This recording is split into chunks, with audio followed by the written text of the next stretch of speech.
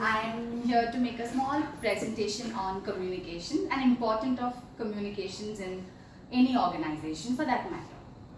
Communication is a process wherein you transfer information between two people or two parties which have to be understood in the same sense. For example, if someone says, please give me this report tomorrow, the other person, whomever he's telling it to, should know which report is he asking for, which is very abstract. So the correct way would be, please give me the sales report for this month by tomorrow. So it can be any process which is used to exchange information which is understood in the same sense between two people. So in an organization also you need to have communication in a really good way so that the organization functions very smoothly. Now in an organization, before that, there are three elements of communication. One is who are the parties who are involved. One is the sender, receiver, the message and the medium. Sender is the one who communicates the information to receiver. What is he trying or what is he intending to tell them?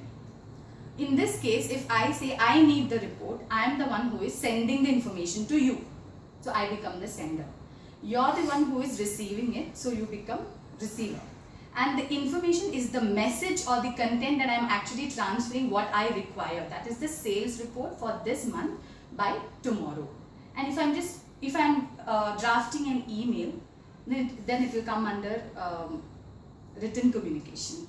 If I'm just having a meeting and announcing it in the meeting that I need this information to the concerned person, then it's an oral way of communication. The other one is what are the types of communication that can happen in an organization.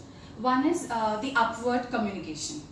Upward communication is the one that flows from the lowest level of management to the higher. For example, if I have a complaint, if I have any concerns, how do I make sure that someone hears it and corrects it? For example, if I say AC is not working in an office and you have workers who are in the production units and all of an AC is not working. So that is one of the concerns that they have in hot summer. So they are going to raise it to the concerned authority in the next level, wherein the communication moves from the lowest stream of the organization to the higher end authorities.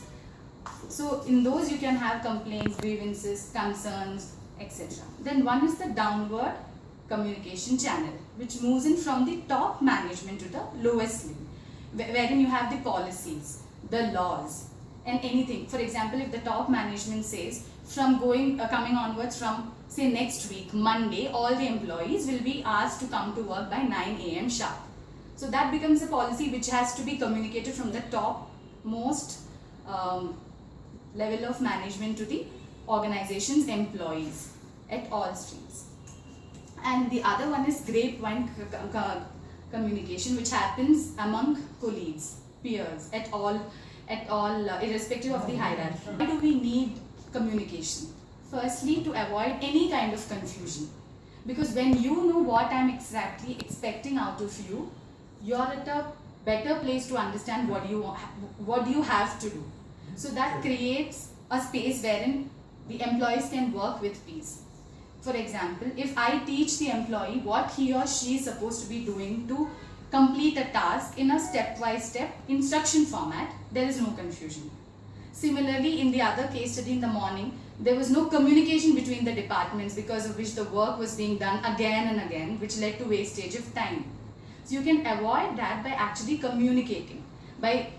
Because when you tell someone that I need this or I have finished this much part of the work, it makes the life of other person easier.